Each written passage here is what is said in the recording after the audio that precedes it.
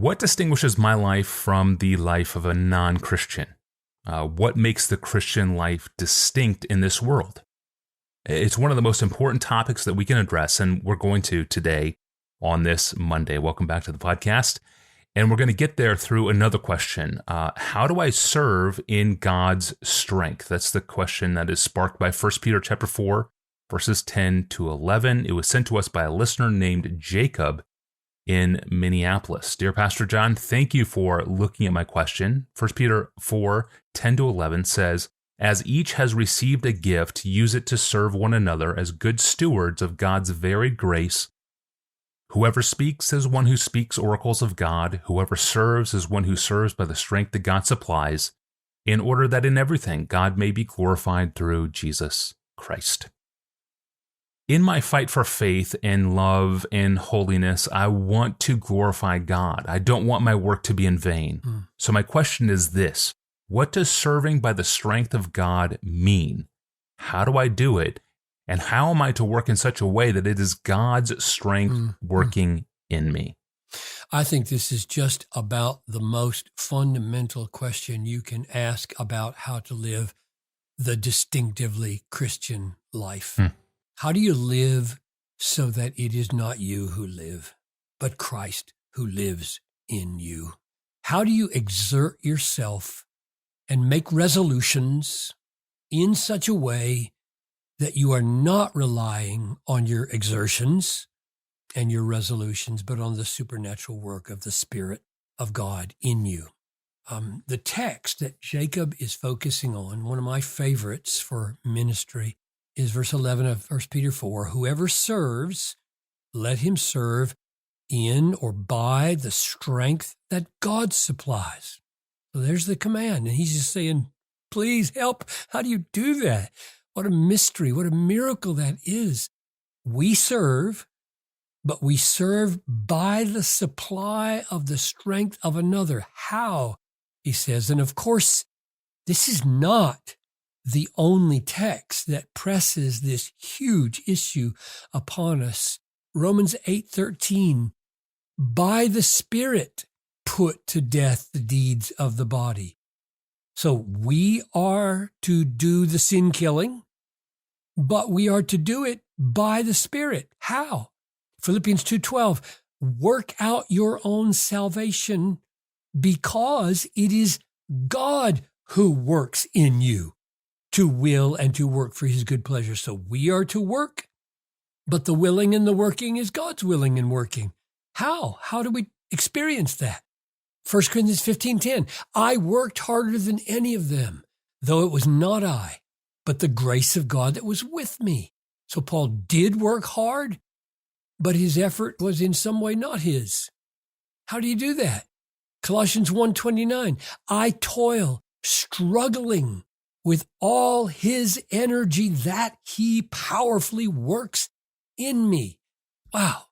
We toil, we struggle, we expend effort and energy, but there is a way to do it so that it's God's energy, God's doing. How? Okay, so there it is. It's a pervasive issue. It's fundamental. It's right at the heart of what it means to be a Christian. I wish everybody were asking this question. In 1984, J.I. Packer, who's going to be with the Lord now, published his book, Keep in Step with the Spirit. I really enjoyed it. I remember reading it the year it came out. Yeah.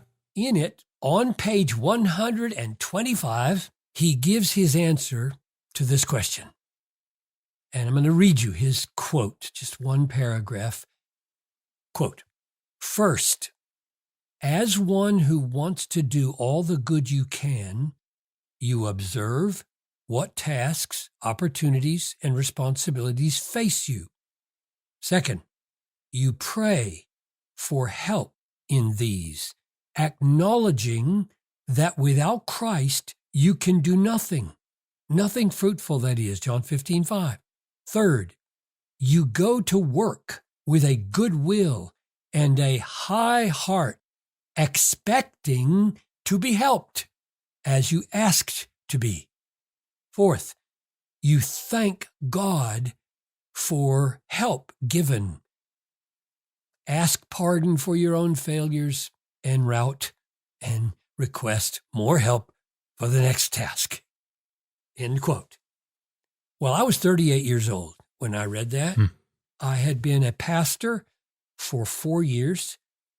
And what thrilled me about that answer to how do you do this, Packer? Tell us, how do you live this life in the strength of another? What thrilled me is that he spelled out exactly what I had preached the year before. You can go to Desiring God, March 13, 1983, not 4, 3, and I called it APTAT, A-P-T-A-T, the acronym. A, admit you can do nothing. P, pray for supernatural help. T, trust a specific promise about your situation. A, act, use your will, move.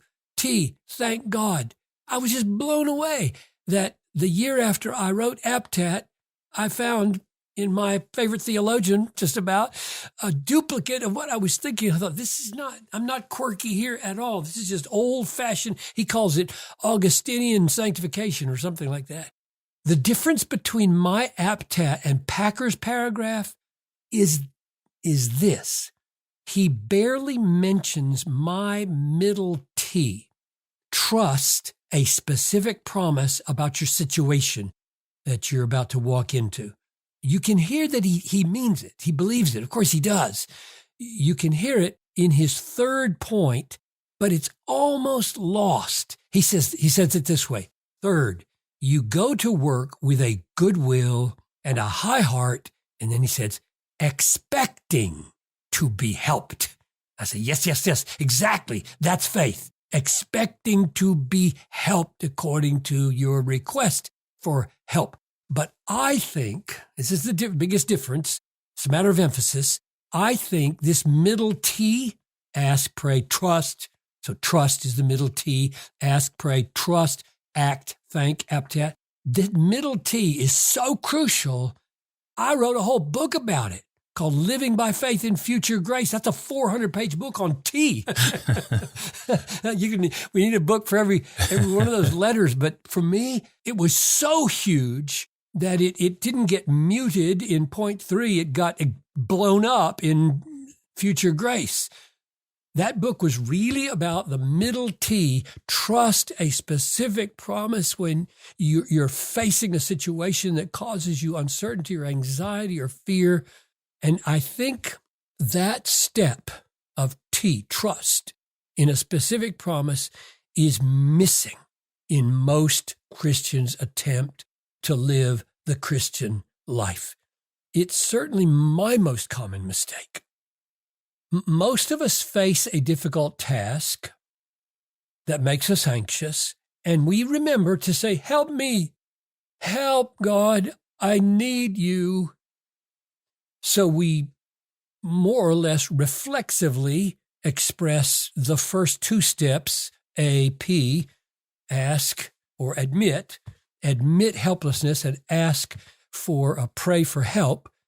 But then we move straight from pray and admit to act. We pray and then we act. But this robs us of a very powerful step in walking by the Spirit, walking in the strength that God supplies.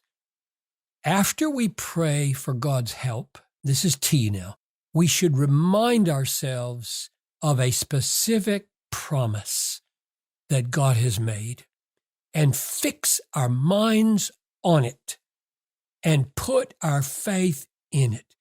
How many times, and I wish I did it absolutely consistently because it's so precious when you consistently do it. How many times have I said, I believe you. I quote myself a promise, like the promise of, I will help you, John Piper.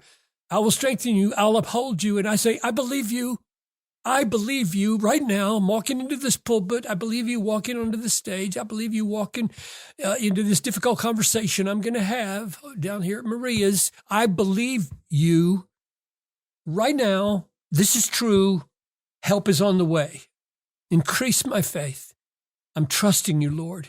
Here I go. And then then you act. Now, Paul says in 2 Corinthians 5:7, we walk by faith. Galatians 2:20, we live by faith. But for most of us, this remains vague. It's vague. Like I walk through the day and yeah, I guess I'm a believer. Of course, I'm a believer as I walk through the day, but am I believing anything specific about God, anything specific about what he's going to do in the next half hour that I'm struggling with? Hour by hour, we need to do this.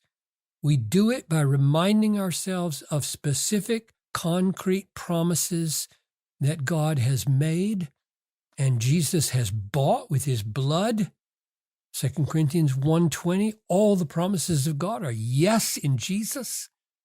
And we consciously trust the promises that we have and we act on them. So here's my suggestion practically to Jacob for how to put this into practice.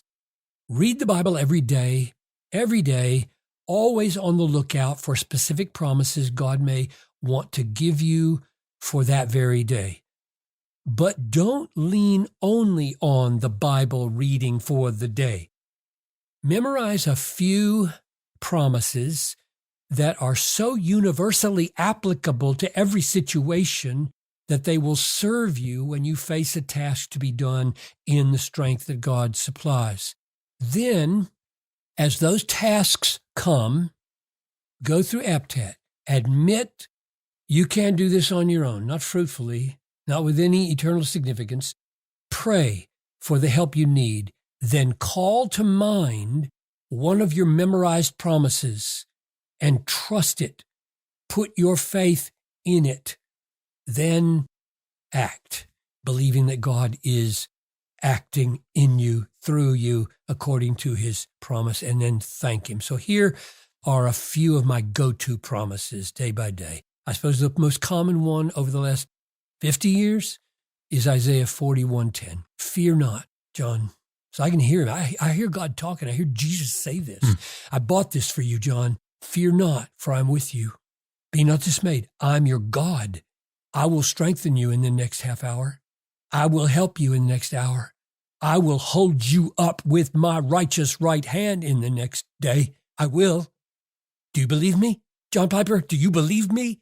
Oh, what a difference it makes when you have a concrete word from God, from the scriptures, and you believe it as you walk into a difficult, trying situation. Or Philippians 4:19, my God will supply every need of yours according to his riches in glory. Every need.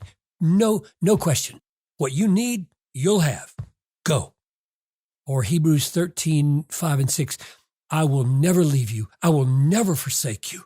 So we can confidently say, the Lord is my helper. I will not fear. What can man do to me?